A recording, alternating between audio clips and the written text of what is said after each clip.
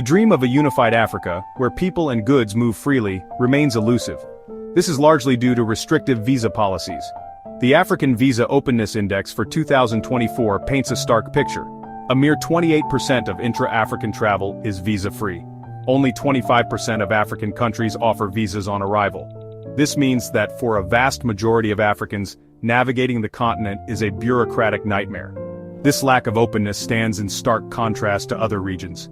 The European Union, for instance, allows seamless travel within its Schengen area. This disparity highlights a fundamental challenge.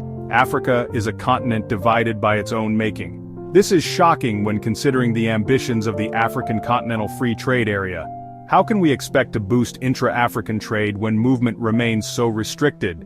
The consequences of these restrictive policies are far-reaching. Businesses face hurdles in expanding their operations. Tourism suffers as potential visitors are deterred by complex visa procedures. Furthermore, cultural exchanges, crucial for fostering unity and understanding, are stifled. It is clear that these barriers are not just lines on a map, they are hindering the continent's progress. The economic cost of these restrictive visa policies is significant. Intra-African trade remains dismally low at 18%. This pales in comparison to Europe's 68% and ASEAN's 60%. These figures underscore the missed opportunities caused by barriers to trade and movement. Small businesses, the backbone of many African economies, are hit particularly hard. They lack the resources to navigate complex visa processes, limiting their growth potential. Beyond economics, the social implications are equally concerning. Restrictions on movement hinder the exchange of ideas and knowledge. Collaboration on crucial issues like healthcare, education, and climate change becomes more difficult. The free flow of people is essential for fostering innovation and tackling common challenges. By limiting this flow, we limit our collective potential. Furthermore, restrictive visa policies perpetuate a sense of otherness among African nations. This undermines the spirit of Pan-Africanism and hinders the development of a shared continental identity. We must remember that unity is not just about economic integration. It's about fostering a sense of belonging and shared purpose among all Africans. Despite the challenges, there are glimmers of hope. Several African nations have taken steps to liberalize their visa policies. Ghana, for instance, has opened its borders to all African citizens, setting a powerful example for others to follow. This bold move has been lauded by many as a step in the right direction.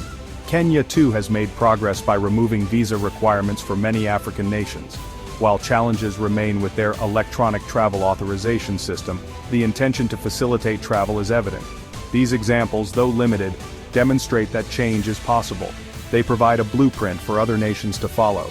The impact of these positive changes, however small, is already being felt.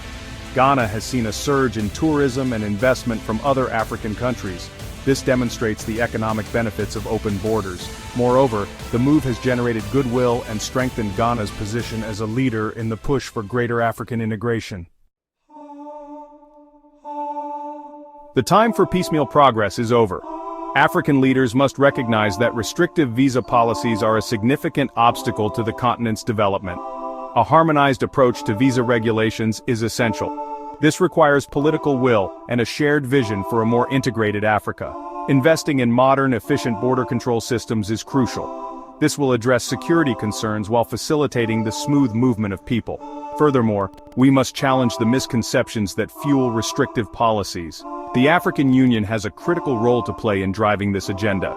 By setting clear targets for visa openness and providing technical assistance to member states, the AU can accelerate progress. The economic and social benefits of a more open Africa are undeniable. By embracing the free movement of people, we unlock our true potential for growth, innovation, and shared prosperity. Let us tear down these walls and build a continent that is united, prosperous, and free.